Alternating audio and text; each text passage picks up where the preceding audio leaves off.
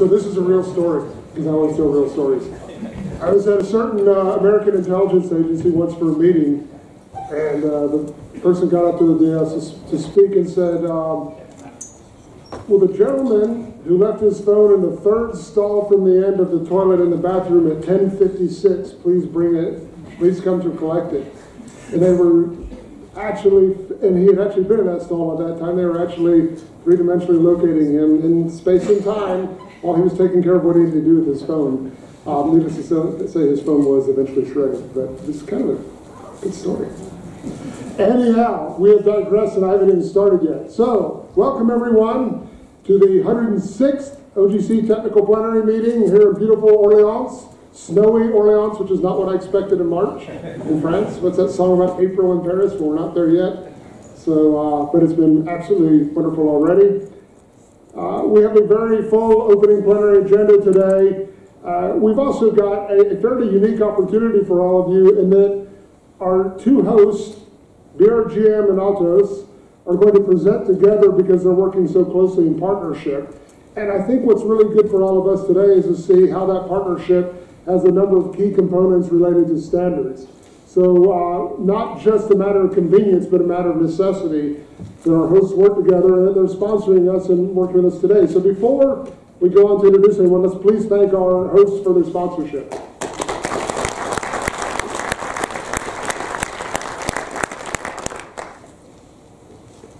So our agenda will have a few presentations up front, then the usual technical committee business. I'll keep that relatively short.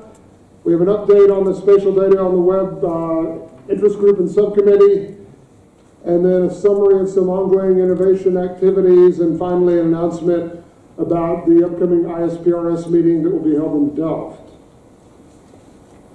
Without further ado, I'd like to introduce our speakers today from Altos and BRGM. We're going to start with BRGM, Dr. Philippe Frissonnet, who is the director of the Strategy, Research, and Evaluation Division, is going to talk to us a bit about BRGM, and then we'll move on to Mr. Xavier Poisset.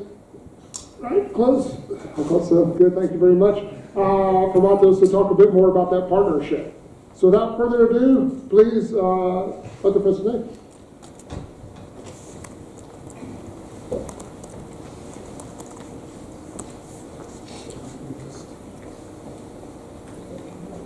Thank you so much, Scott, and good morning, ladies and gentlemen. It's a real pleasure to host you in Orléans.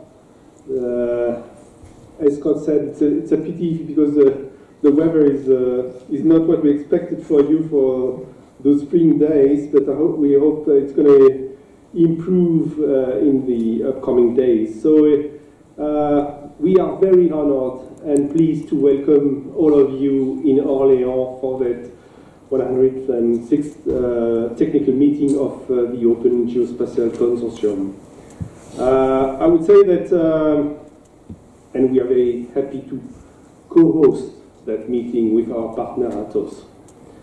BRGM has a long history with OGC. We thanks to François Robida, and I wish to thank him for organizing all that workshop and meeting with you. But BRGM joined in 2001 OGC. As far as I know, we were the first French member to OGC. We hosted already a technical meeting in 2003. We have a long and intense contribution to many working groups. François is also a member of the board, and we are very happy also to contribute to the new geoscience domain that was created last year. So it is very important for the geoscientific community, not only for us as a geological survey, but to deal with OGC, because the notion of geospatial data is at the heart of our business. So, as I told you, we are the French Geological Survey. Our main research center is based in Orléans, and that's why we host that meeting here today. And as many of you are not much familiar with geological surveys, I will give you a quick snapshot of who we are. We have three key missions. One of them is scientific research and innovation, dealing with geosciences, but also more and more with environmental issues. About 1/3 of our activity is dedicated to scientific research. The second pillar of our activity is support to public policy. We are a public organization. We are accountable both to the Ministry of Research and Ministry of Environment. And we have to support and provide expertise to various kinds of public policies, mining policy, environmental policy more and more. We also contribute to after mining safety. We have a specific budget dedicated to that. And the third pillar of our activity is international cooperation. We are active in about 28 countries and provide training, geological mapping, lots of kind of activities and export of our expertise from France to governments, foreign governments most of the time. A large part of our activity is based in Africa, about 70% of our international activity is based in Africa. Our strategy fields are based on 6 components. First, the knowledge of subsurface environments. That's the historical mission of all the geological surveys. But of course, the notion of and knowledge of geology and underground has many kinds of applications. And energy is one of the pillars of our activity, subsurface energy. We have even a subsidiary dealing with geothermal energy. Carbon capture and storage is also an important research field for us. A third pillar is dedicated to circular economy. We come from the mining area and we have been progressively transformed into a research and expert center on circular economy in a broad sense. So dealing with primary raw materials, but also on what we call secondary raw materials, so recycling technology, life cycle assessment of materials and metals in particular. This is a rising topic. The fourth strategic area for us is the understanding and the monitoring of subsurface risks. Natural hazards, seismic activity, landslide, all kind of cavities, monitoring, movements, all kind of natural hazards is a growing issue, particularly connected with urban planning and land management. Groundwater management and the quality, in terms of quality and quantity, is a key issue, particularly in a climate change context. And the sixth pillar in our strategy, and I'm used to say that now it's number one axis for us, is the management of geoscientific data and digital services. All those 5 pillars, the previous ones, generate more and more data. We have to combine all of them most of the time. We have to combine them with other kind of data, and environmental big data is now becoming one of the biggest challenge for geological surveys. So that's what we have to face now in the coming years. From data collection, this is the heart of our expertise, data collection, the monitoring of the environment, but now we have to combine, host many databases.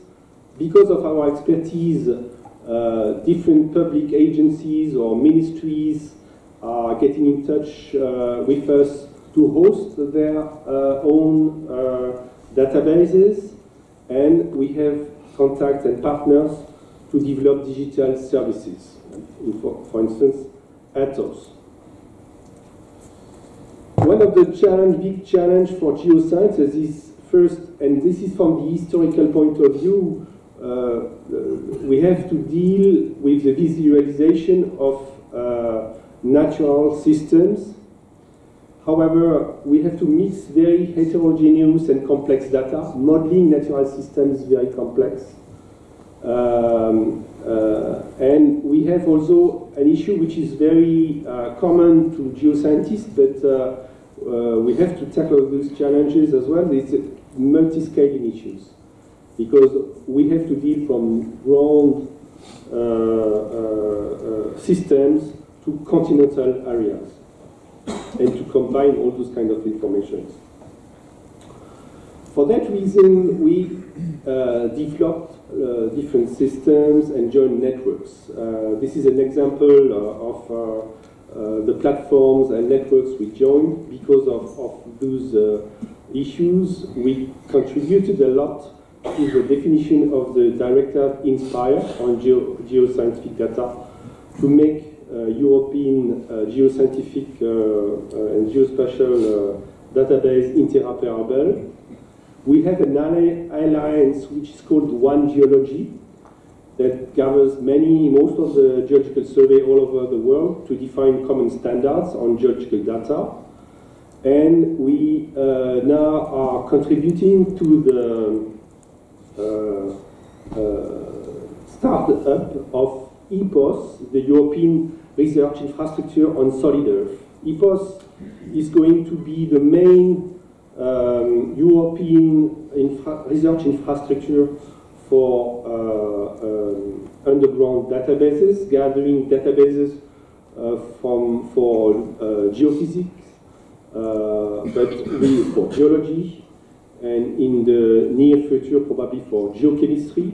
So this is going to be the main platform for us to define standards and to combine many databases from different scientific communities.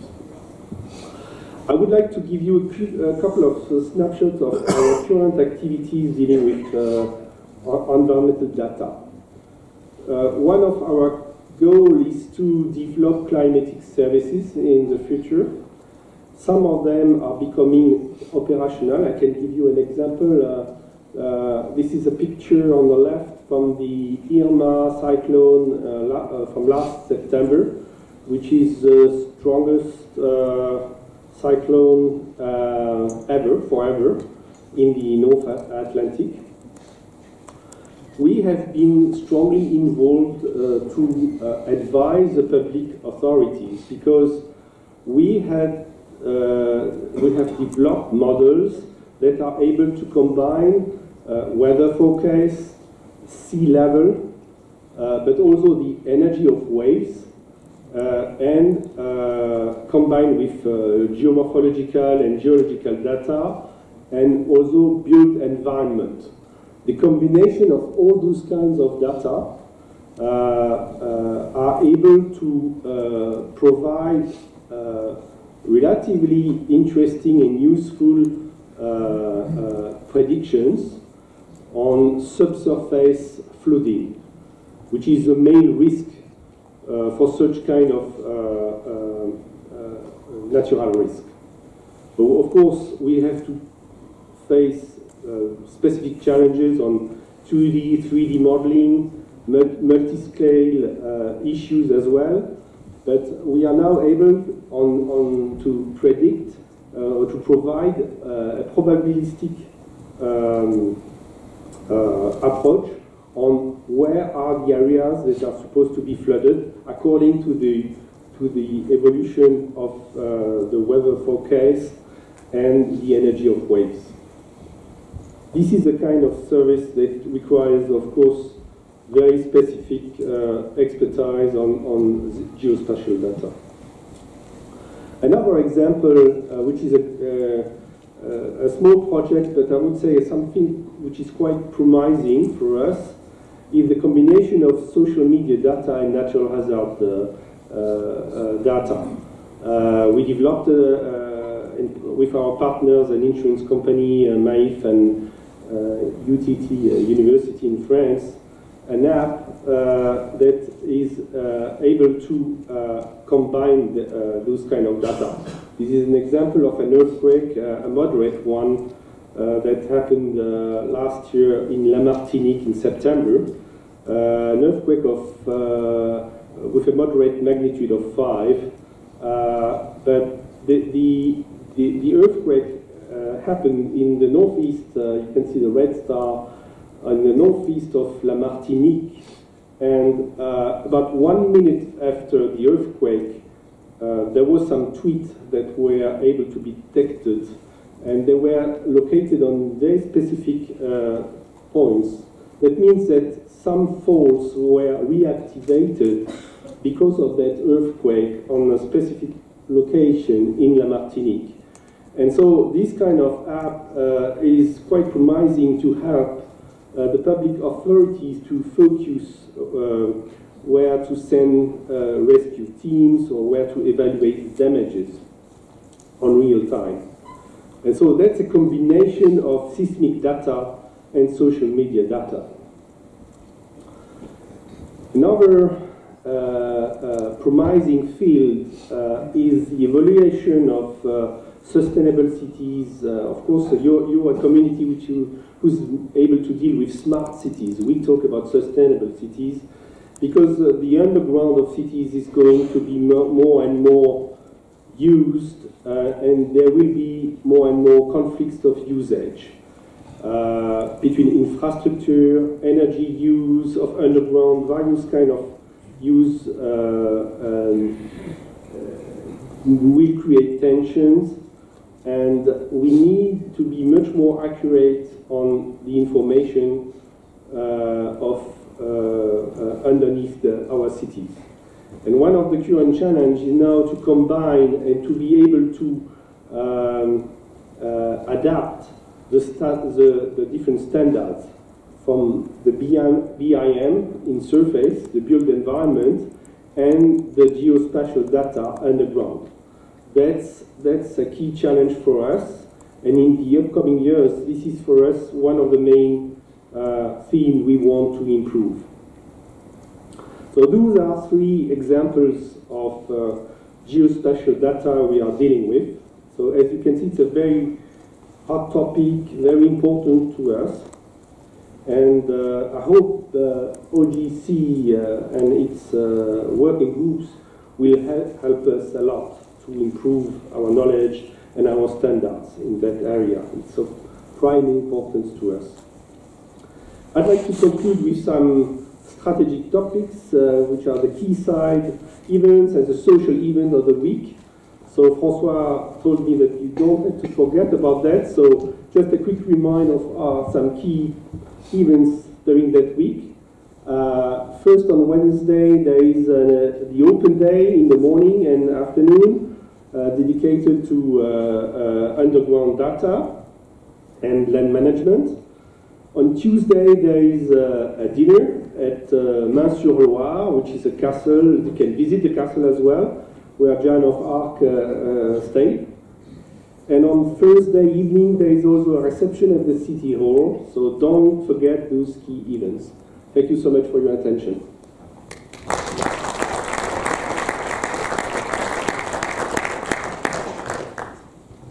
Slides over. We'll do questions after the next presentation. And incidentally, the dinner is Wednesday, not Tuesday, folks. So don't show up the wrong day, you'll be sad. Good morning, everybody. My name is Xavier Puiseux from Ethos. Thank you very much. I'm very pleased to welcome you in Orléans, and if you have some time in the next few days, there is many castles to visit around here. Just to explain, which one is it? That one? That's okay, it's okay. Why Atos and BRGM are sponsors of this event? Because we signed 1 year ago a partnership for innovation, and we are working together. Atos for IT infrastructure and BRGM for the subjects were presented before, and we work in innovation of like web semantics or things like this in innovation, and for Atos, which is an IT management, we manage the data. We need to have people or companies to work with on the field where they are. What is Atos? Atos is a worldwide IT partner. We are present everywhere in the world. It is 72 countries where we are located, mainly in Europe, but also in America and APAC. We have a network of partners everywhere on these geographies, and we work with them. And we also have data centers for managing the data. Atos is roughly 100,000 people and 12 billion euro of revenue and 72 countries. Here the different activities are represented here as this image. But the main point here is we have a strong partnership with infrastructure editors and so on, like Siemens, like Dell, or like Xerox, where we have a really partnership to bring the technology to our customers. We have a scientific community. These scientific communities are thinking of what will be the IT in the next years, and they work on subjects from with people coming from all the countries of Atos, and they publish every year or every 2 years, is it? White papers you can consult on our site, and it's free and accessible for everybody. It's important for us to see the future and to have a direction for that. And we work with some partner like people coming from scientific or physics or mathematics experts, which are famous. And we will say after we work also with quantum computers, which is the next generation computers, with that type of competition partner with us. Our strategy is the data. We all speak of data. It is the goal of tomorrow. Our chairman, Thierry Breton, used to say that data is double every 18 months. And so we have a huge amount of data. We have to manage them, and we have to distribute them. We have to do something with that, and it is a huge amount and many new business for that, and many new technology to be able to manage that. Not only on the ability to stock them, but the ability to treat them and to compute them. Our strategy is, of course, based on the digital transformation, which is very pregnant on IT, and every digital transformation includes IT somewhere. We have what we call the 4 pillars. The first is the cloud. The second is business accelerator, that is a solution like SAP or Oracle. We have the third pillar, which is digital workplace, is the ability to manage all your PC, mobile, and so on, and to bring the security on that thing. And the last is the Codex, which is management of data. And Codex is a panel of solutions to be able to manage the data, to be able to treat them, to have security on that point. And in our world, security is much more important. And we also have extreme computing because Atos is still building computers, high computing, HPC, high performance computers, to be able to treat that huge volume of data. In that HPC and quantum, we are the only European IT company which is able to build computers. The others are either Japanese or American.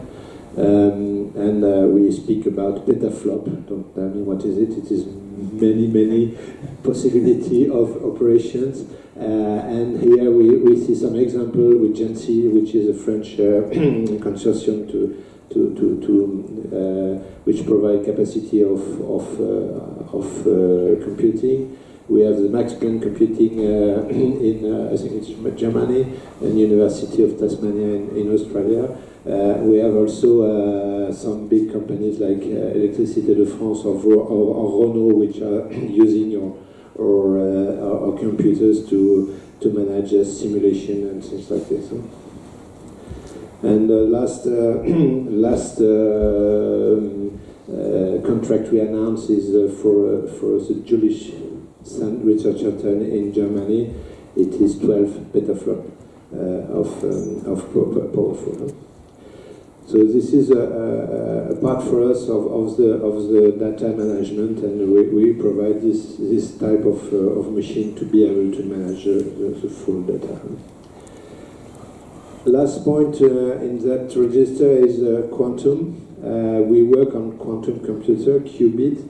The qubit is qubit computers will be available in 5 or maybe 10 years. We don't know exactly, but we are working on that type of technology, and we are working to be able to prepare to be able to use it when it will appear. And we have announced a simulation machine called QLM, Quantum Learning Machine. It is a 40 qubits, quite a huge amount, and we can program, we can develop programs on that simulator, and we'll be able when the machine will be available. So this is the future. This is and we invest a lot on that point. And you may add that European community decide to give €1 billion on that subject, and of course Atos will be in the field. We are here in OGC because we are part of member of OGC for several years, 2 or 3 years, I think. And here we have Copernicus application. We have signed with ESA, European Space Agencies, where we have codecs for the Earth observation. So this is a platform used to distribute the image of the data from satellite and to make services on that. So we work for a long time on a platform named Sparking Data, and with many consortium with many companies, and including Belgium, of course, but also CNES, Terranis, and so on. And we developed this platform, and a few months ago we signed a big contract with European Space Agencies, named DIAS, which is the way to distribute the data and to be able to build services with partners on that point. And Atos was a leader of this consortium, and we are working to develop the services. This contract is finance the build and the run for 3 or 4 years, and then we will be alone to launch this activity. So this contract was signed. This is the beginning, and it was the solution is to, as it is mentioned here, to collect the data from the sky and to be able to provide services, maybe transform the data to and partner will develop on this platform, and we are only be the provider of the infrastructure. It is a partnership with T-System in Germany, which is the IT management, cloud management. And we name it, we give it a name few days ago. It will be the trademark of Mundi Web Services. This is a specialization for distribution of Earth data.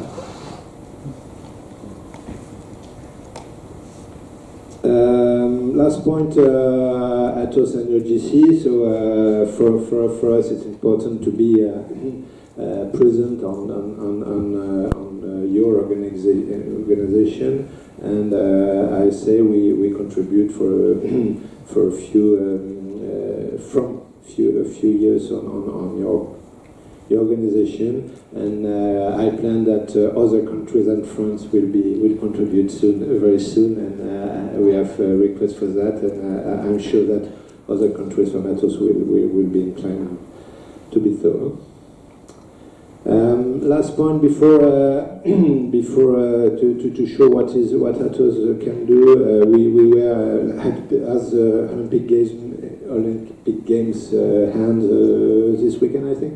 We were the operator, the management of all the data, all the infrastructure of Olympic Games. You don't have any problem, no security difficulties, and we finished with a handy sport. And I think in the winter, which is smaller than the summer games, but there are thousands of people working on that event to make it a success. That's it for Atos, and I'm very pleased to be there today.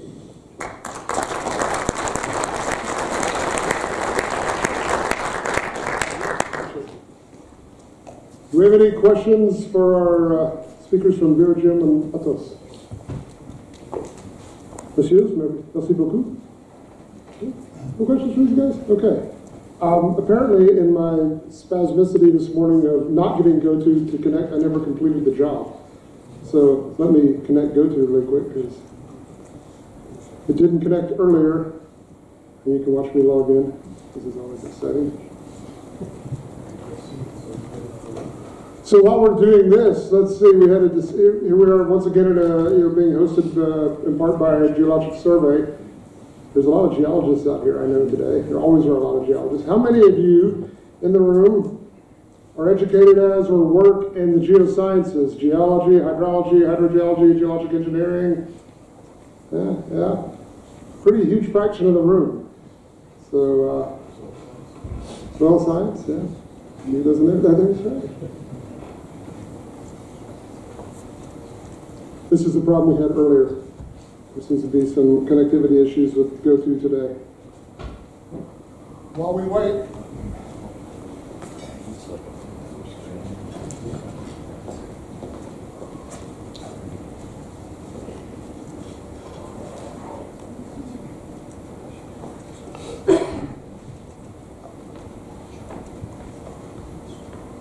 yeah, it's going to work now.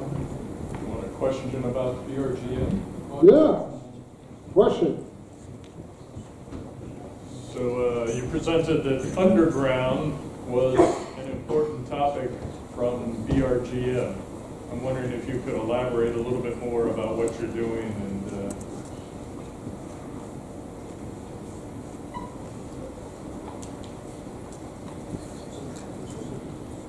sorry, could you just repeat?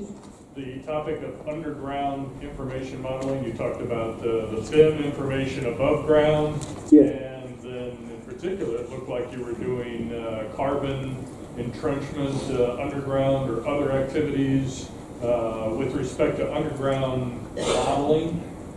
And I'm interested in what more you might have been doing on that. Okay, so well, the real expert is François. So if you need additional information, is going to be with François. The issue is, I mean, most of our information data from underground has been completely fully developed independently on of what's going on in surface. So BIM was settled, and we developed standards, underground standards that are completely different. And those standards or practices, because most of them are not standards, have been developed according to different usages. For instance, geology, energy, underground infrastructures, all those things were developed separately. We now realize that we need to consider underground space in a single system, interconnected with BIM.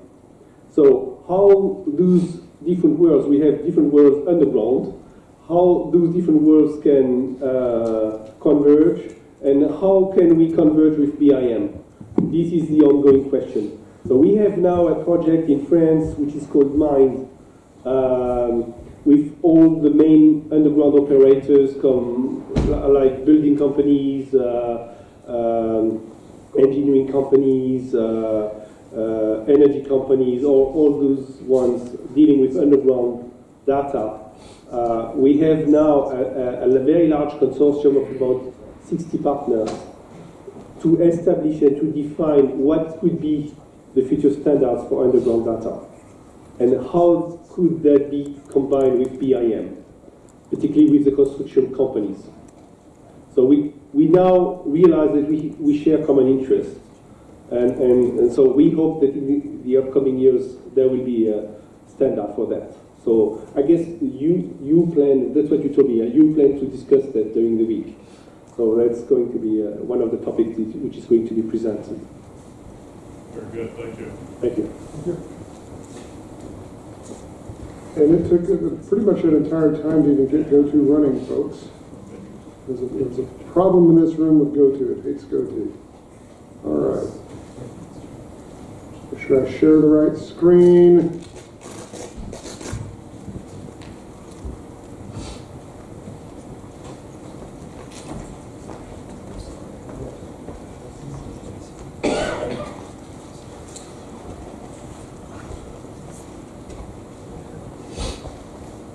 So you've heard quite a bit of discussion today already on Copernicus and other EO products, and if you look at our week, there's a pile of Earth observation sessions throughout the course of the week. So it's quite pleasant and convenient, and our honor today to have Mr. Toby Clark, the Secretary General of ERISI, to come speak to us about their strategy to connect space and society. Toby? Answer that. Great. Thank you very much, Scott, for that introduction, and thank you. I would like to say a big thank you to everyone in the OGC for inviting me to say a few words about ERISI and what we're doing. And I'll, through the course of my presentation, I hope it will become clear why I've been asked to speak to you. First of all, may I just start by saying, is there anybody in the room who has heard of ERISI before? Please put your hand up. Two. Okay, that's kind of what I thought. So, if you don't mind, then I'll start by saying a few words about ERISI and who we are and what we do.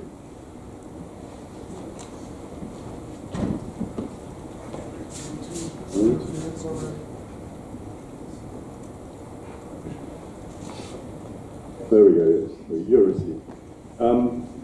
EuroSea is a small association formed in 1989 in preparation for the International Space Year. It was, which was at that time was going to happen in 1992. The members of EuroSea are primarily space agencies in Europe, but also research institutes who are interested in developing applications relating to space. Now, of course, the International Space Year came and went, but EuroSea is still going strong. And people always ask me, why is EuroSea called EuroSea? Where does the name come from? Well, it's because originally it was the European Organisation for International Space Year, ISY, EuroSea. Nowadays, we keep the name EuroSea because we think it sounds nice, and we think we've also developed a brand. Now, what do we do? I think it's all summed up in our motto. Our motto is this: acting collectively to bridge space and society. So our members, being mainly space agencies, who spend a lot of public money on creating space-based infrastructure, are particularly keen to try and transmit the benefits of that space infrastructure to society. So what we are trying to do is to help make this bridge between space and society. Now, in this context, of course, we're generally talking about satellite applications. We're talking about primarily telecommunication, navigation, and of course, more recently, but I think more importantly today, Earth observation. So there's a lot of effort currently being made in promoting the benefits of Copernicus, and we still have a long way to go in that regard. So what precisely does EuroSea do? Well, we like to say that we're working in the lower end of what we call the space value chain. I think if we take the example of Copernicus, we can say that up here we've got the European Commission, the European Space Agency are spending public money to build this infrastructure of Copernicus and put it into space. We've then just heard how Atos and a number of other companies have recently been awarded contracts to become the main source of data providers. So the infrastructure itself is of no use to anyone on the ground. Turning the data into something which can be used is a long and complex process, and it's not enough just to make the data available to people. So even companies like Atos with the DIAS are only actually primarily making data available to other organizations who will be able to turn it into something useful. So you can take data from the Sentinel-5, for instance, looking at air quality. But even then, it's not necessarily useful to end users because you have to integrate it with other information to make it more useful so that eventually it responds to the end user needs. So what EuroSea is doing is working in this part of the value chain, trying to make sure that the requirements of users are fed up to the service providers, and both the sort of integrator service providers and information service providers, but also that the capabilities of information and service providers to provide society with useful things is also made aware to society, because unless society knows what can be provided and unless the service providers know what society wants, you don't get useful applications. And this is why we say that we're acting to bridge space and society in this part of the value chain. So our objectives, then, we say that what we're trying to do is to create new networks of collaboration beyond the traditional boundaries of the space community, to facilitate the expression by users of their needs is of critical importance. We know that there are many projects which get funded by the European Commission to do what appear to be very useful things, but at the end of the project financing, the project just dies out. And this is because the people who have created this very interesting project proposal have not necessarily fully understood the needs and the user needs, and the thing can just die out. So we really need to work on getting this link between users expressing their needs and service providers meeting those needs. And we also reach out a little bit beyond the traditional boundaries of Europe, but I have to say, of course, in this audience you are worldwide. consortium. Over EuroSea, our focus is primarily in Europe, but of course we look outside of Europe to see what's happening in the rest of the world. And where we see that Europe is developing very interesting services and data products and so on, then we're interested to try and promote that worldwide as well. And how do we do that? Well, we have online our database of testimonials. I think the best way to promote the successful take-up of satellite applications is to tell people when there are successful applications. So we have this database of testimonials of what we call success stories, where people have developed satellite applications in many different fields: agriculture, forestry, farming, fishing, and so on. And you can find it, I think at the moment there's over 200 examples on our database, which is available on our website. We organise a few events and conferences, and indeed it was only 2 weeks ago that we had our conference, which was called Space for Ghent. And this was in the context of our programme Space for Cities, which I'll describe in a minute. And it was at that event we had Bart de la Tour, who suggested that I would maybe come and talk to you to show you a little bit about what EuroSea is doing in the field of smart cities.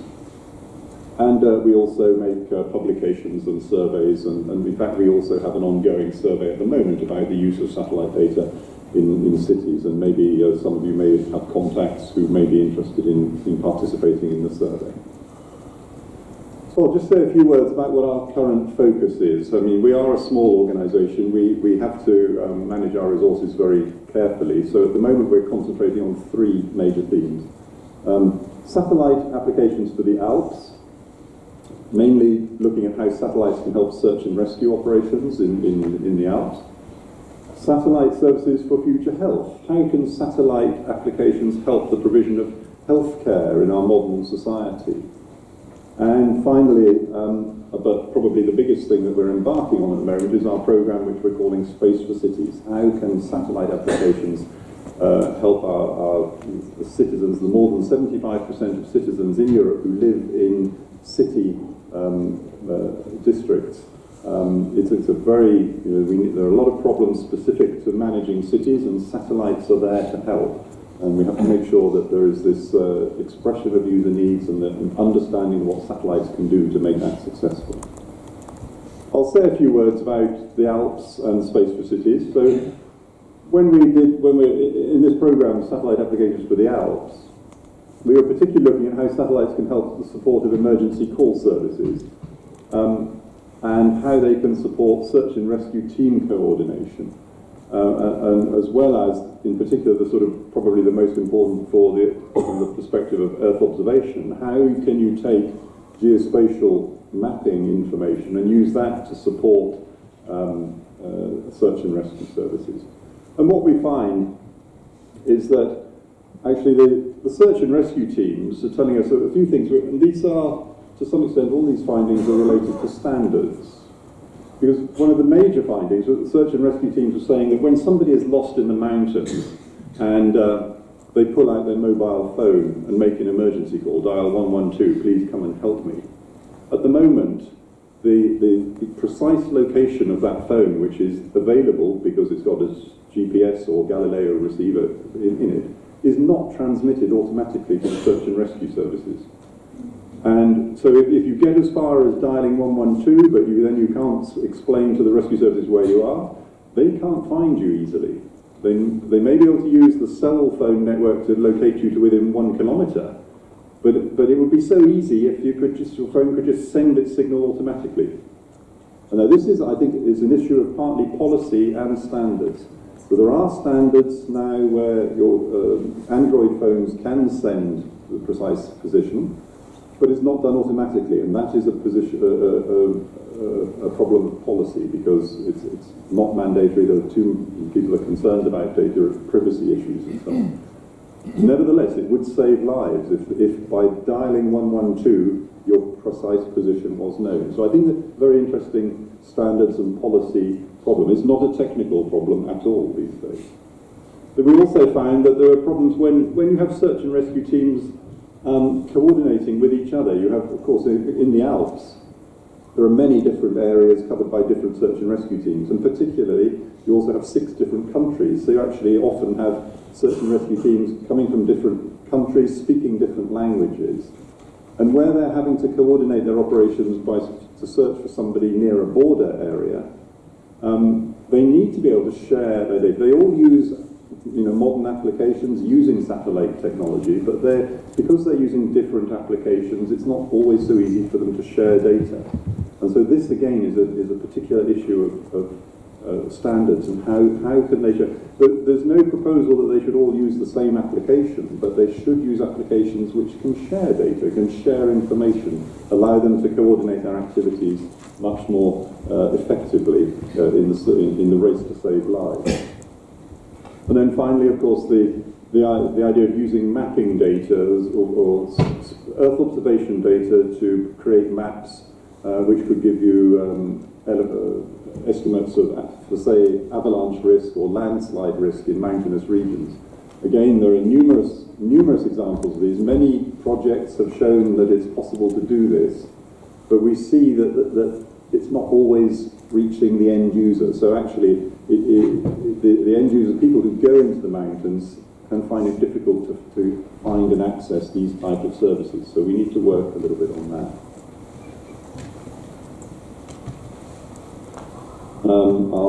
I was also going to, that particular theme was about satellite applications for the Alps, but even within Europe, we can proceed far beyond the Alps. There are many areas of mountainous regions in Europe where satellite applications could help, and it doesn't even need to really to be mountainous areas. It can be anywhere where people have to respond in remote regions and operate search and rescue teams. And of course, worldwide, this is also a big issue. So we would like to look at expanding this theme beyond the Alps in the future.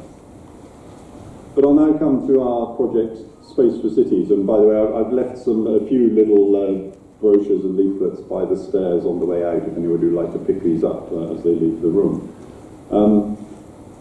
As I said, our Space for Cities, we're trying to aim at understanding how satellite applications can assist the way that we live in cities. The goals of this are to highlight success stories. As I've said, the way that we believe we can get this message across that space and the space-based infrastructure is useful is by showing people how it's useful, really showing concrete examples, and we're looking for examples of how satellite applications can help cities. We want to foster the exchange of expertise, identify the challenges that cities face that can be serviced by satellite applications. And we need to understand the needs of the city authorities and also not only their needs, but also their ability to procure with the resources that they have.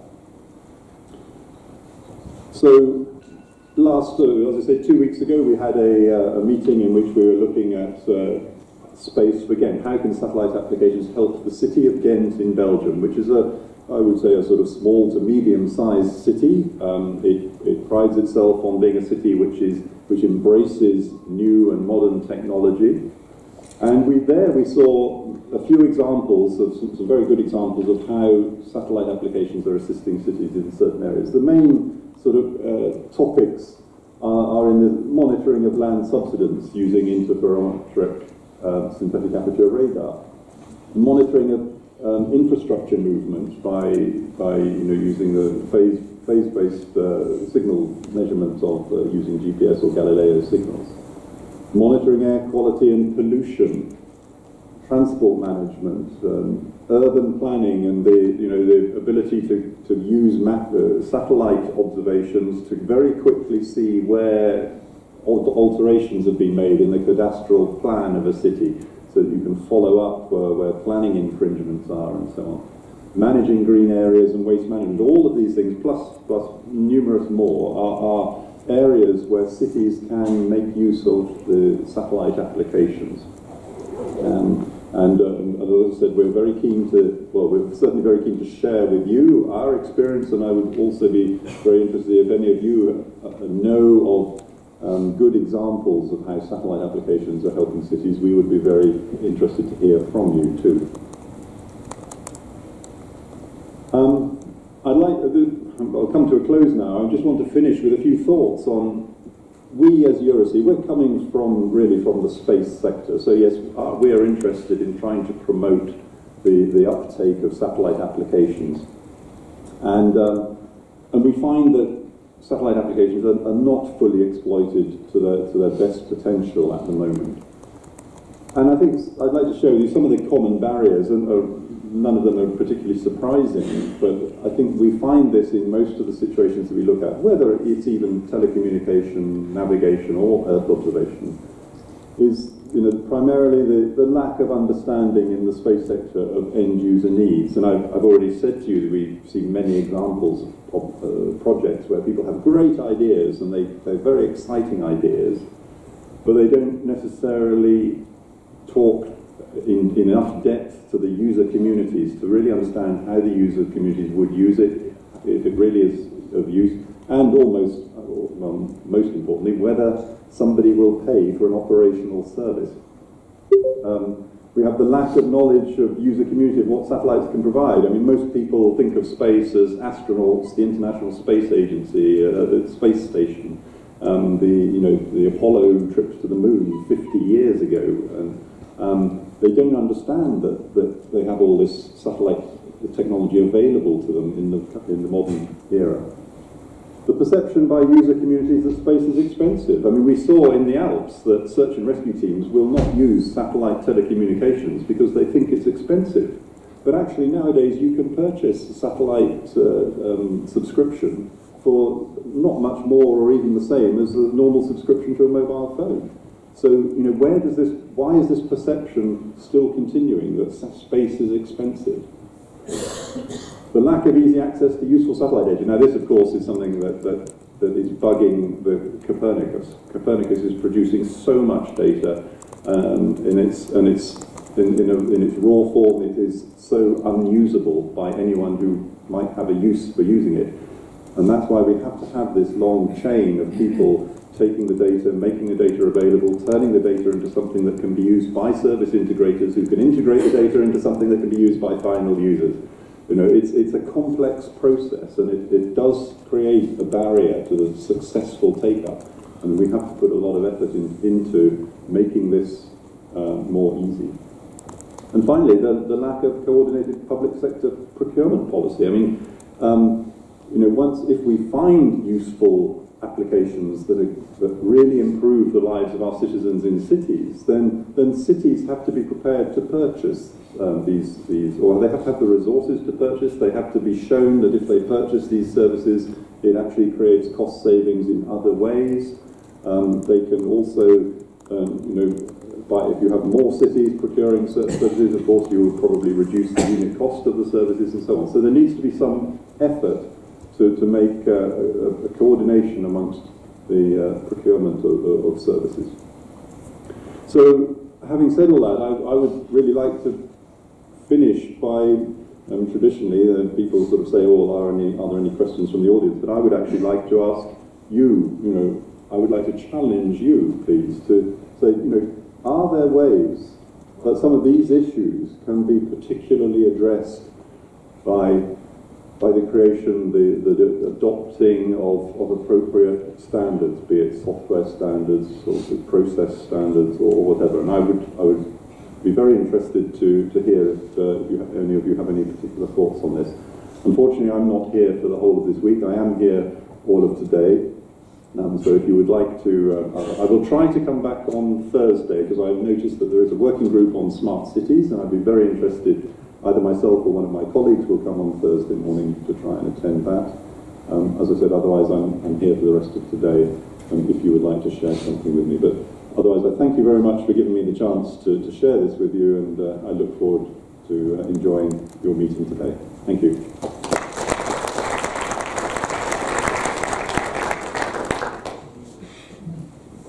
Any questions, comments? We have microphones. Seems to be working. Sure. Thanks. So my name's Roger Bracken. I'm from a small SME in England, which does sort of do a bit of what you're talking about. And we're trying to put geospatial data and satellite data and analysis together. I'm not so much hit at Copernicus, but generally the problem is there is a massive amount of free data which costs you a fortune to get access to, because the catalogue services are terrible in general. When you get through them, the metadata on those catalogue services are awful.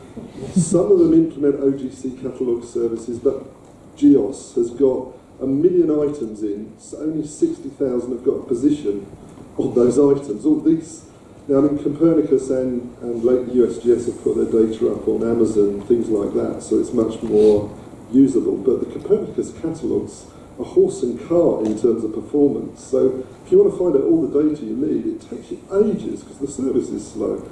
So yes, there's a portal, but as a company trying to use data, a portal is useless to us. We want to hit a web service and query what data and what type is in this area. And so a lot of the issues, at least for us, are around that problem. And if we can make the catalogue and the metadata services better, and not, Copernicus has stayed with an OGC standard, but USGS have built an API. If everyone keeps inventing an API to access their data, we've got to develop it each time. So, I don't know, that's a sort of glance into some frustration for me, because I spent hours trying to get data. No, thank you for that comment. I mean, I think that that echoes many messages that we hear all the time, of course, and that's why I sort of had that specific thing on our list of barriers. It is a barrier to the successful uptake of this, and I think I think that's where communities like yours, I hope, can start to make a difference. But I think we've got a long way to go to make progress on that area. Thanks for that. It's very interesting. And I'm afraid I've never heard of URISI. My name is Chris Little. I chair the Met-Ocean Domain Working Group, and responsibilities for WMO. And we have sort of similar problems in meteorology, and we are starting to move at the global level towards convenience APIs, because the data is too big to move around. You've got a lot of users, and therefore you've got to have something that's very simple and scalable, restful, and that's what we're having our big push for now. APIs, and the APIs may be at several levels, maybe the expert user, which has complicated API, allow you to drill down. The simple one for the users, may be exactly what they want, and of course they may be in a different domain. So the important issue for us is cross-domain. We recognise that meteorology is one domain, geospatial is another domain, but it is a silo as well. So we're blending data with lots of other things. And the other issue was your point about policy.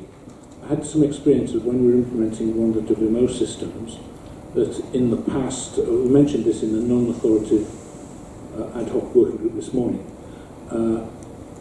in the past you've gone to the policymakers and they say, you discuss this boundary between the technology and policy, and they say, we can't establish a policy, the software is getting in the way. The software only allows us to do this.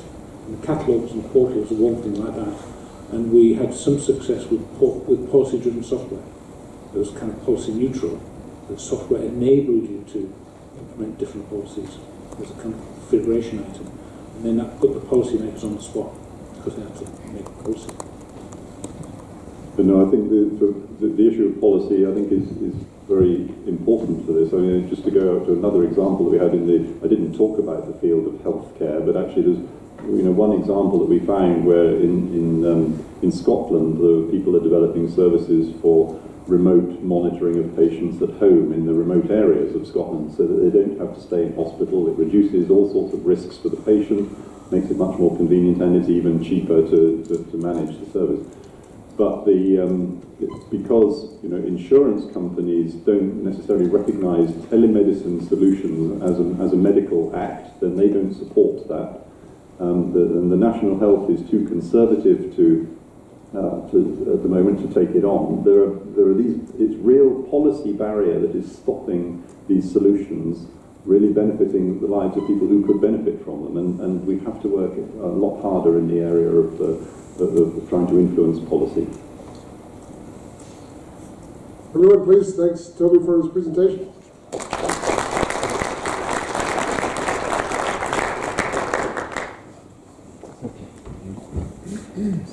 Toby's, I'm sure Bart probably told you there's been a number of innovation programs, activities in the OGC around disaster management and search and rescue, etc. So we can inundate you with reports and other materials.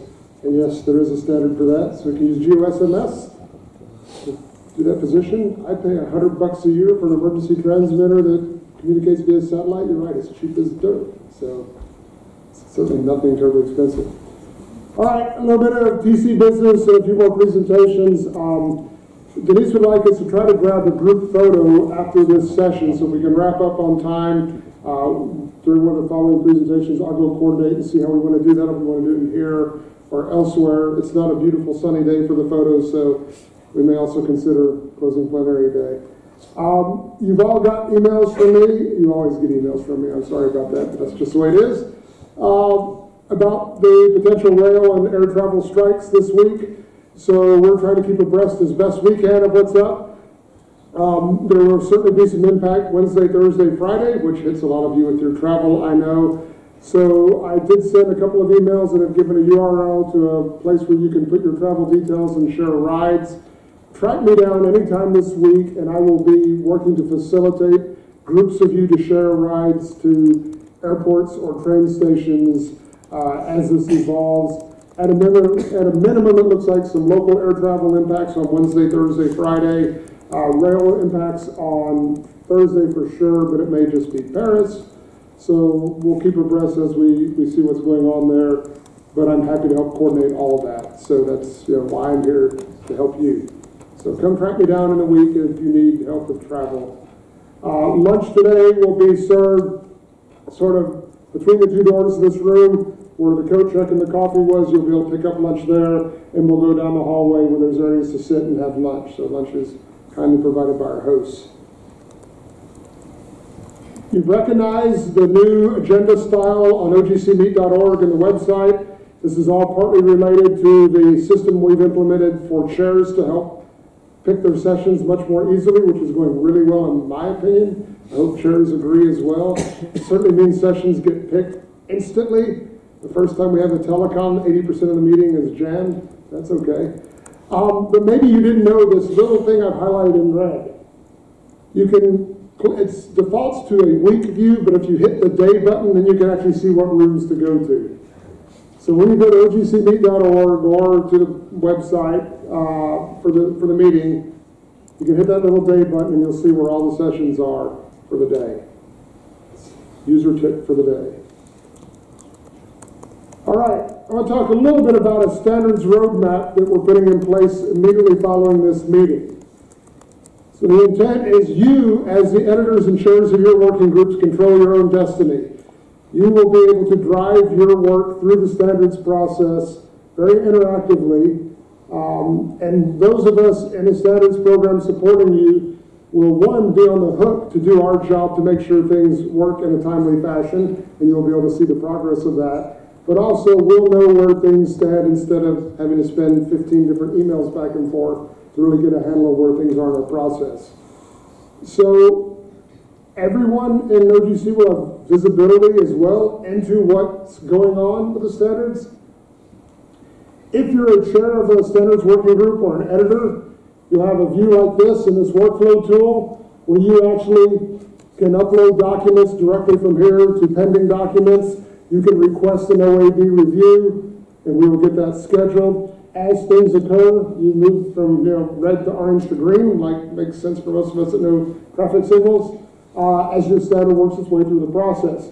As well as little counters to tell you how many days it's been in each process, including if I'm late getting something back to you, you'll know it, and you can come and harangue me.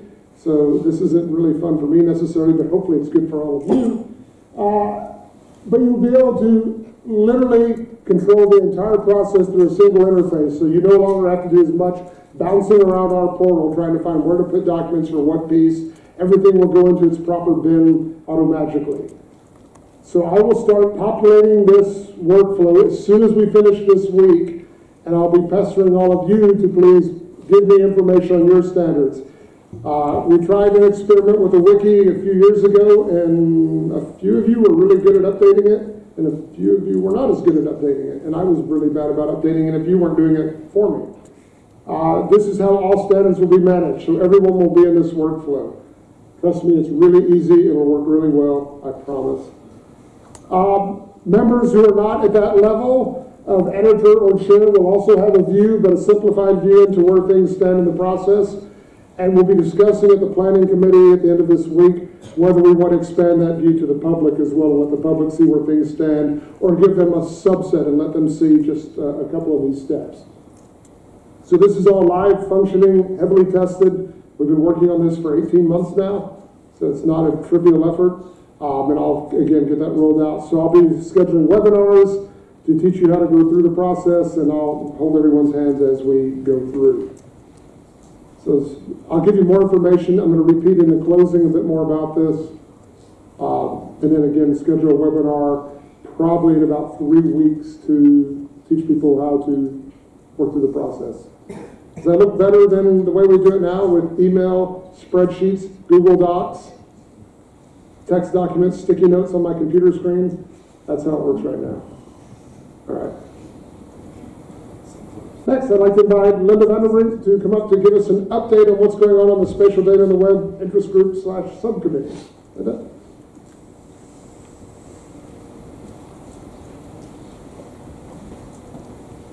Hi, I'm Linda Vanderbrink. I work at GeoNovum, and I'm one of the chairs of the Spatial Data on the Web Interest Group. This is the joint group of OGC and W3C together. So I'll just give you a very, very quick update. Currently, we are working on a statistical data on the web best practice. So it's about how you can publish statistical data using web standards and taking into account the geospatial aspect of it. Currently, we are collecting use cases and requirements. The spatial data on the web best practice, which we did previously, we are now looking at how to encourage implementation and adoption for that one. And the other thing we are doing is finding lots of errata in the SSM standard and also a little bit in OWL time, but not as many, just one, and fixing those. There may be more stuff that we will take on. There's more in the charter, certainly. You can find out more about the group if you go to the link.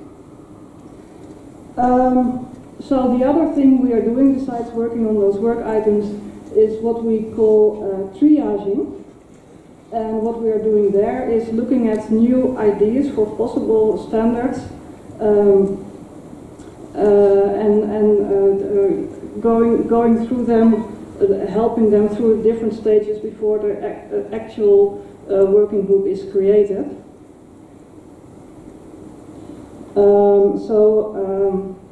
The scope for this is they have to do with geospatial and they have to do with web standards, because that is what the domain that this group is working in.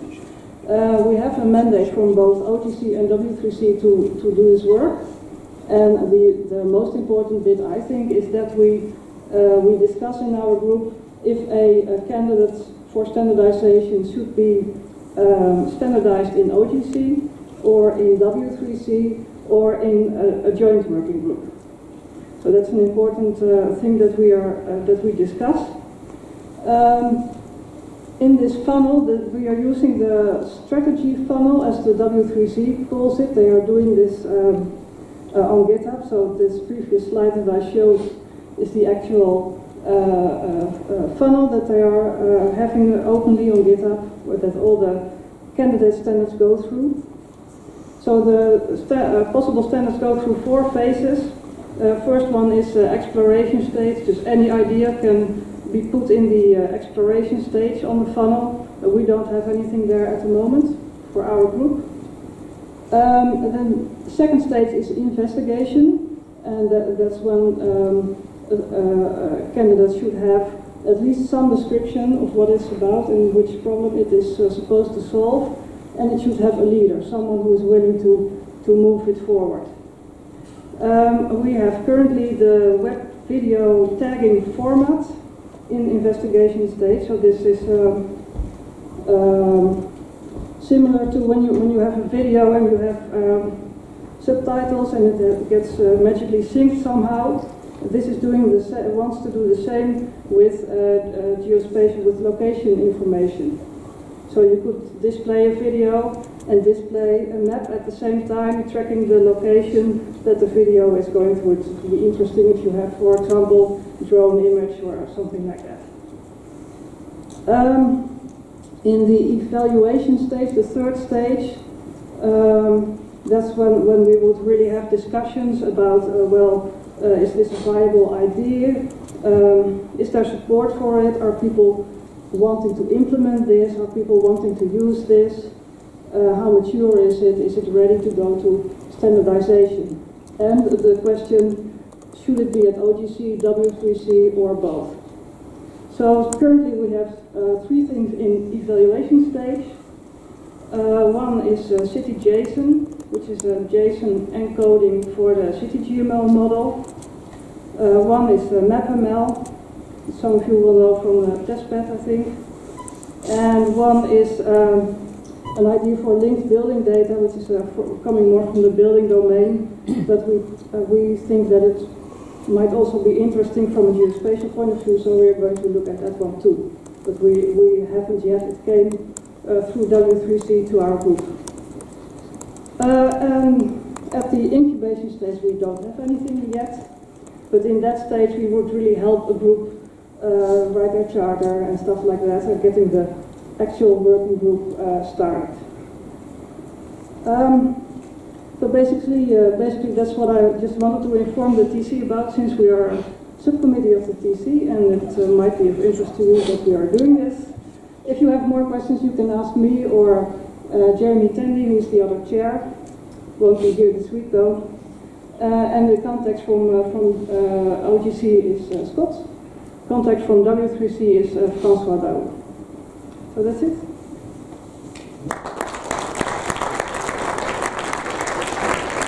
Any questions for Linda on what's going on in this working group?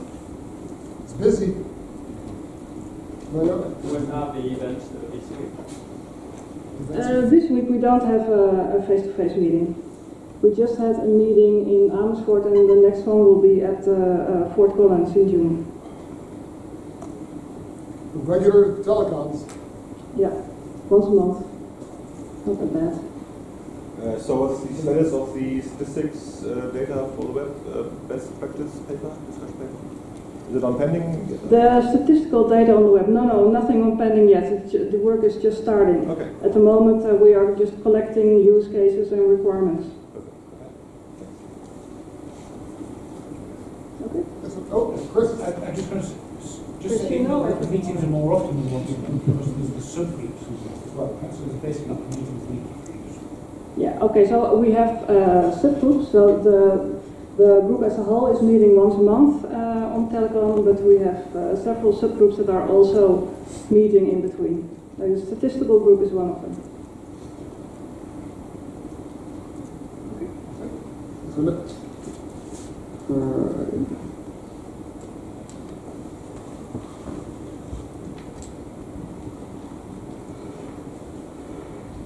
So I asked our innovation program to give me a few slides to sort of give everyone an update of what they're up to, but they're really, really busy, so I got a few squared.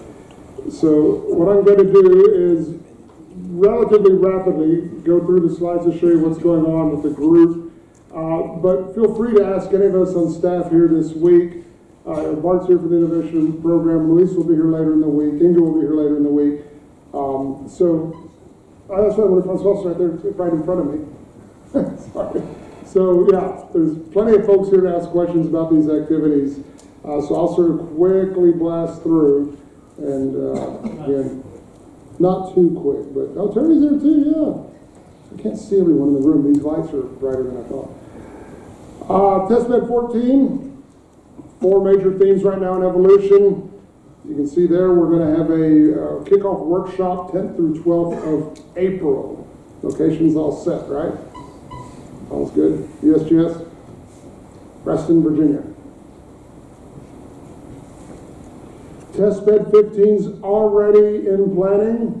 There is going to be a session this Wednesday at 1:30 to talk about test beds 14 and 15. So one, what's actively going on in 14 and help for the planning of 15. But you can see the approximate schedule for 15 already. So please get your input early, get your requirements identified so that sponsors might fund those requirements. GEOS, the H2020 project, next GEOS effort is underway to meet strategic aims of the EU for commercial use of electro-optical and Earth observation data. See, I like to use EO both ways when I can get away with it. I know. Yeah, thanks, George. Someone has to love this topic that never goes away in OGC land, what EO really stands for. But pilots coming soon, and particularly one in the Marine, but other ideas for pilots under that project. And I think, Bart, you're probably one of our, also our two best for these, yeah?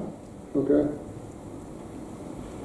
Also related to H2020, a data bio project, so data-driven bioeconomy with a lot of work about cloud and some ESA data access platform testing and engineering services for use in hybrid clouds. Smart cities work, completed the H2020 Espresso project just recently. Congratulations, Bart, and your team. There is currently a smart city interoperability reference architecture, Skira, what are we calling that? Skira, I could slur it, underway this year through, the end of last year, but through 2019. And two emerging pilots, one follow-up on underground infrastructure and another future cities pilot. So sponsors and discussions now. Disasters, we talked about disasters a little bit earlier. And after Toby's presentation, but finished the Disaster Risk Reduction Across the Americas Summit. I believe that engineering report is now posted. And the testbed 13 had a number of topics on disaster. Currently underway on an interoperability concept development study for disasters. The RFI responses are due April 10th. That's coming up really soon. And two upcoming potential pilots. So a follow-up study to the current pilot and then a H2020 next GEOS pilots that we discussed earlier. Video surveillance interoperability pilot being planned with IGIS. Probably most of you have seen IGIS present a few times in past TCs from a law enforcement perspective, but this is really looking at what standards are necessary for video surveillance, body-worn cameras, UAVs, all of those kinds of things. So storage, interoperability, privacy and security, trust, as then we just had a section on blockchain this morning. So looking for sponsors for that effort. Sponsors with expertise in privacy would be greatly appreciated. A couple of profiles underway, Geospatial to the Edge Interoperability Plug Fest, going through August of 2018. Kickoff was just a few weeks ago, and a couple of sprints coming up. And then the GeoPackage Related Table Extensions Interoperability Experiment underway. We have two seemingly quite soon to be active funded projects in the maritime domain. One is for maritime limits and boundaries data model pilot, working with Standard S121. And then the second being a spatial data infrastructure concept development study for marine spatial data infrastructures, heavily leveraging the work that occurred on the Arctic SDI project. So really extending, not quite as simple as extending the Arctic to the rest of the oceans, but leveraging a lot of what we learned in that effort. Ideally, that will drive then a spatial data infrastructure pilot for the marine domain. All three of these we're working quite closely with the International Hydrographic Organization, IHO. There was already a meeting this morning about ELFI, the Environmental Link Feature Interoperability Experiment, underway now for hydrology. So linking to two OGC standards at the moment, high features and groundwater ML, but also with the engineering report result of soil markup language. There will be a session later this week on a borehole interoperability experiment that's being planned. So this is one near and dear to my heart. As Francois and I were talking earlier today on what kind of standards and standardization need around borehole data, especially given all of the different disciplines that go those standards data. and have radically different concepts of how they should be modeled. Aviation pilot and planning, perhaps focused on unmanned systems, planned for fall of this year. Also related to unmanned systems and UAVs, a precision agriculture pilot, talking to potential sponsors now, and based on the results of the Location Powers Summit that we held in Palmerston North at the last TC meeting, to look at standards-based information architecture for precision ag. We're working with W3C, not just on spatial data on the web, but also for an augmented reality pilot. So a joint effort between our organizations. So this is more than ARML, which we developed a number of years ago. This is web augmented reality. So really the next frontier and the next place where you're going to want to use AR is on the web and not through really thick, really exquisite, really expensive clients. Focus continues to blur, I would say, because there's so much we can do here. So working with sponsors and trying to ensure the participants can get us a cohesive whole here. But there's also a number of use cases beyond those that really came to us from W3C, in particular with use of modeling and simulation data, use of our CDB standard and others. Scott, can you make one comment on that? Just one problem with that ARML was it seems to be invented completely separately. So it's really great to see that much more using our standards rather than someone turns up and gives you one. Right. So for those not familiar with ARML, it came into us already 80% done by one of our members. It did use KML as a geometry model, but a lot of the components of ARML are completely reusable in a web environment. The way it handles billboards and other floating features in AR is quite sophisticated. I think the last survey we had, there were still 50 million users of ARML data sets around the world. So it's not exactly unimplemented, but it's very different than a lot of our other things. But it's very portable, I think, to a web environment. So a good foundation if we beg, borrow, and steal little pieces of it.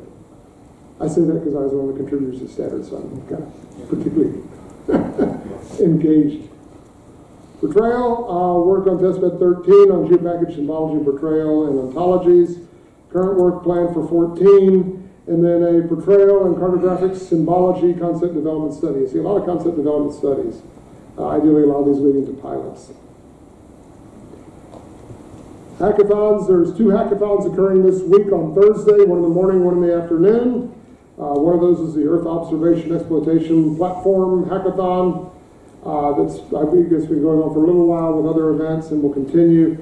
And then there's an Inspire Metadata Hackathon Thursday.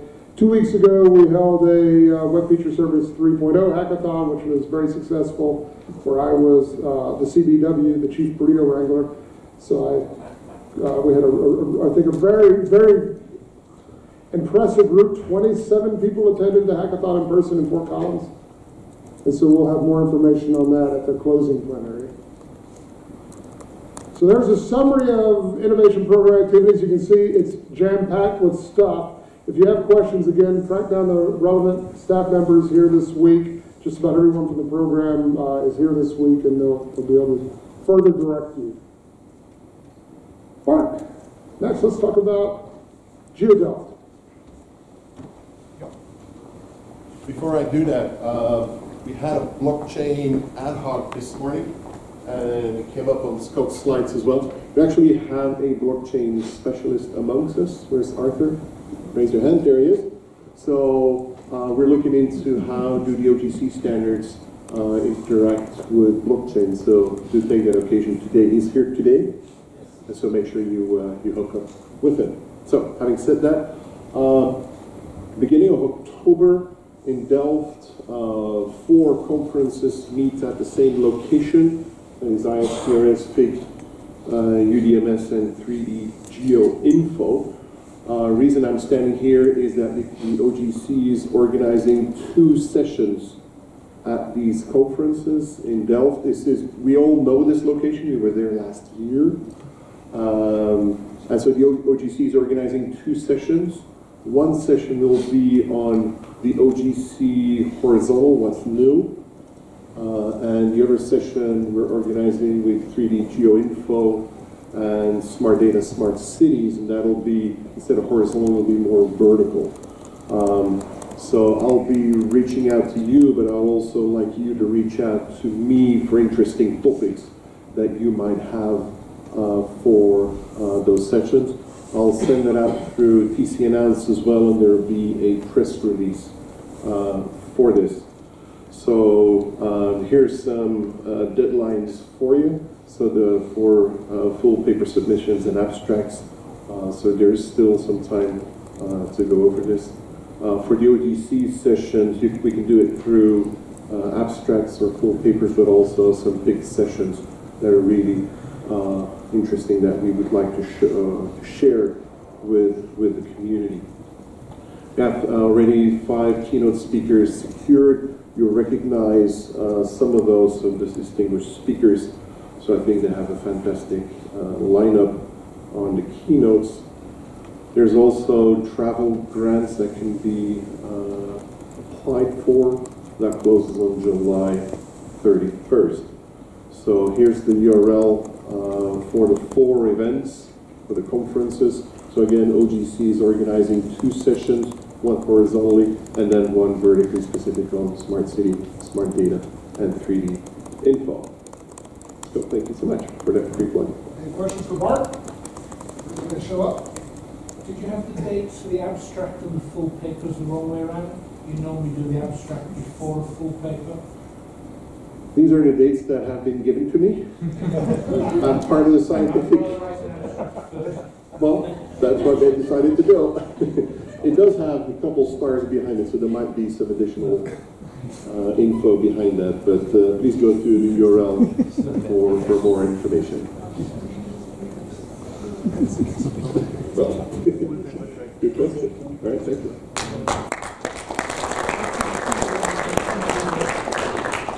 Those of you who ever write standards and you receive comments during the voting, and it's someone who can actually find all those little mistakes, Chris is the best guy at finding all those little mistakes. It's fantastic. He does a great job of tracking down all those things that some of us just breeze over. So thank God we've got him in here. And Scott, while you're at it, where's Fort Stuttgart?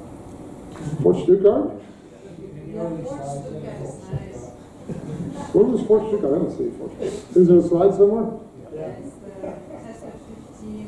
Hey man, I didn't write this slide. I don't know what Fort Stuttgart is. I never heard of Fort Stuttgart either. It's a combination of Fort Collins and Stuttgart. I bet we've got a hell of a lot more beer than they do. You know, it is Choice. All right. Where was I going to get to after that? See, now I'm all distracted. I do want to let everyone know that this Thursday, our board of directors is meeting here at the venue. So we will have board members here throughout the course of the week. You heard earlier, Francois Rubidas, one of our board members, sitting right here in our audience. I'm looking around for others, but maybe not in right now at the moment. But we will have a number of board members here, so we will do our best to try to introduce you. Unfortunately, that meeting will be during our closing plenary, so I can't probably drag them all in and do an invite or have a presentation like I did in March a couple years ago. But Mark, maybe, if they want to come in and stand up in the gauntlet here, we can do that. So I do ask everyone, our communications team would really like your feedback to what you're doing in the consortium so that they can do a better job advertising and promoting your efforts. So after every TC meeting, we're going to try as best as possible on staff to make sure to highlight activities that are going on, exciting developments, etc. Every one of you who's a working group chair will get a physical form for a checklist for things that you might want to communicate to the wider public. But there's also a form here, the URL. Please do complete that. And I'm not kidding you, they'll do all the heavy lifting. You don't have to do all that much work to communicate what you're up to. Denise and Simon do a fabulous job of getting this information out. So I do encourage you to try to help promote your own work. We'll do, again, the hardest part of it. And just as a reminder for the closing plenary, we've changed things up quite a bit in Palmerston North. Only working groups who have motions actually will be presented unless there's some extenuating circumstance where I will bug you and ask you to present. But each working group is asked to provide a topic for general discussion in the latter part of the closing plenary. That poll is open. There's a link to it on the little computer up in the registration desk. I emailed everyone the URL. I did not paste that onto the slide like I promised I was going to, and last night when I had terrible jet lag and wasn't thinking straight. But it's there in an email, and we'll make sure that the URL is available up front. You do have to log into a Google account, but you can then vote for your top 3 topics you'd like to see discussed. I thought it worked out quite well in Palmerston North. Other than those topics that get on the list first get the most votes, which is human nature, you are allowed to go change your vote. So everyone keep revisiting over the course of the week and change if something more interesting comes up. We just don't want the first 3 to always get to be the first 3. And with that, I see Denise has arrived in our room, and we are going to get a group photo. So if everyone could join me on the stage, I'm going to get to a slide that looks better for a group photo than this. Look at that. That's kind of pretty, isn't it? That doesn't look like oils. So, we'll get back to our... Yeah, the snow part works. So come on up, everybody.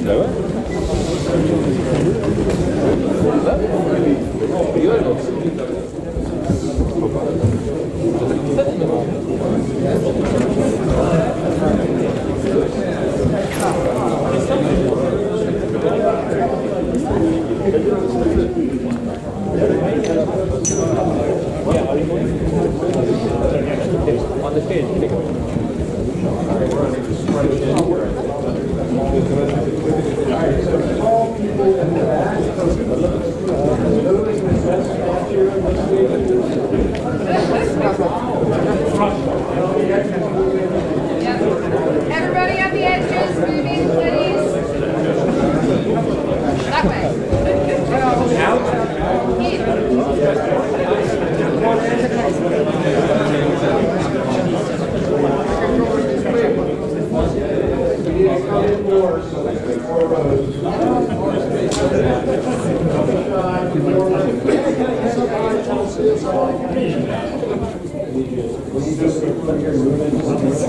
Okay, just at the edges, can you move in just a little bit?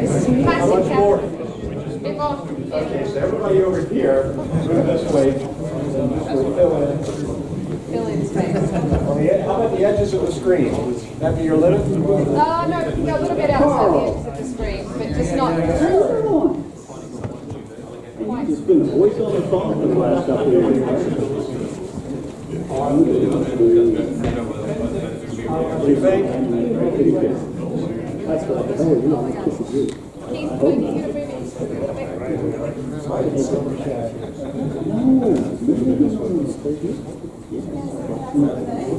You got 2 more rows, you can go back. No, I think we're good. All right. Mark, do not hide. You're the CEO. That's okay. Smiling, everybody. Oh, our youngest participant. Hey, wait! Somebody. Okay. Last one. Right. 1, 2, 3, and say cheese for me. So you're all smiling. 1, 2, 3. Fabulous. Thank you, everybody. Lunch is served. Please go out. Lunch is out front.